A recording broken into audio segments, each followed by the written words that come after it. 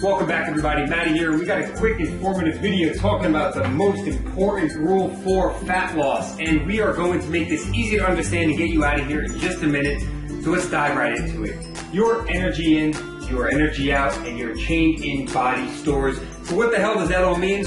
Let's talk about it. Your energy in are your calories consumed. Your energy out are your calories burned. And your body stores is simply your body weight, made up of your tissue, your muscle, your fat, your water, and all that good stuff. So let's break it down one step further. Our calories consumed are our macronutrients, your proteins, your carbs, your fats, your fiber, and your alcohol. Yes, alcohol is a macronutrient and contains 7 calories per gram. I made a video all about how to track your calories from alcohol. So if you want to have a night out and stay on track with your goals, go ahead and check that video out. It will be linked in the description box below and on the screen as well. Energy out, or calories burned. You have your RMR and your BMR, your resting metabolic rate and your basal metabolic rate. You have your TEF, which is your thermic effect of food. So when you eat food, your body has to metabolize that food. That takes energy. You're burning calories that way. You have your TEA, or your thermic effect of activity. You go to the gym, you lift some weights, you run, you do cardio, you do CrossFit, whatever it is that you enjoy, you're burning calories through activity. And you have your NEAT, N-E-A-T, or your non-exercise activity thermogenesis. Calories you burn that you don't realize you're burning. So me, moving this pointer around, maybe tapping my foot, you sit down, you stand up, you're just fidgeting. These little activities contribute to your overall energy out and energy expended. And then you have your change in body stores, which is your body weight. So with a combination of these two things, it will affect this thing. So with all that said, what the hell is the number one most important rule for fat loss? It's right down here.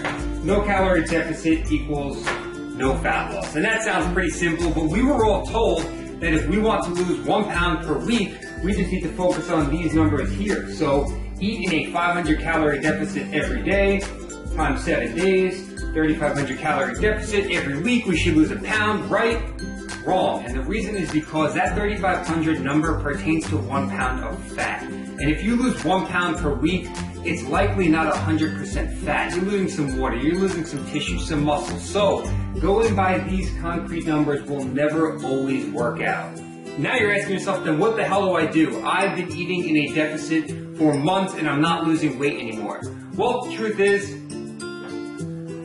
you're not eating in a deficit. As much as you think you are, you have to remember that your maintenance calories are always changing. It's never a static number, and it changes depending on a whole bunch of things, from your metabolism to your activity level, and that means your day-to-day activity level. So one day you might be extremely active, where you're going hiking on a mountain, and the next day you might be watching Netflix and eating Pringles in bed. So these things change on a day-to-day basis, and that's why it's important to track trends and have variables that can be adjusted. So if you want to lose fat, keep a food journal, because it might be water retention, it might be the amount of sodium you consumed, the water that you drank, it might be that you had a meal late at night and your weigh-in was higher. So you have to look at averages.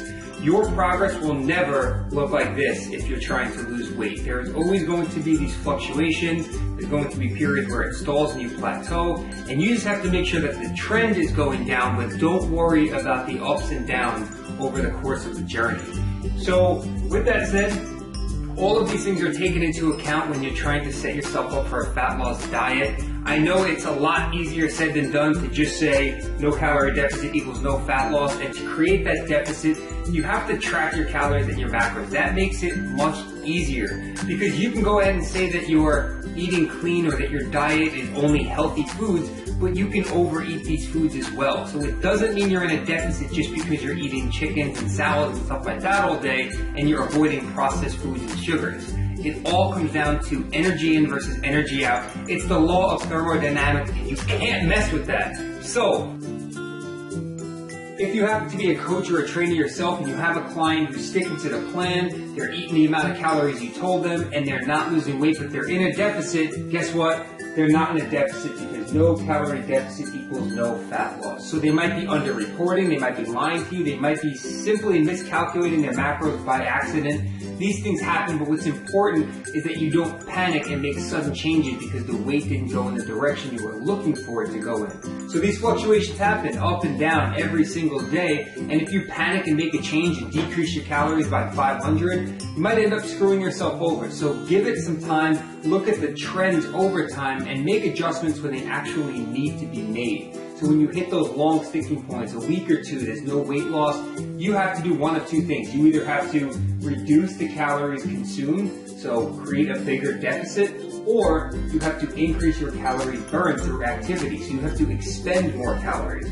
So one of the two things, that's thermodynamics. Again, it's calories in versus calories out. And if you don't want to figure all this shit out for yourself and you're having trouble and you want to lose some fat for the summertime, I do offer online coaching. My information will be in the description box below, along with some links to the articles where I got some of this information from. And that's the video. So hopefully you guys enjoyed it. If you did, please help me out by clicking that thumbs up button. I really appreciate that. And until next time, we'll see you all in the next video.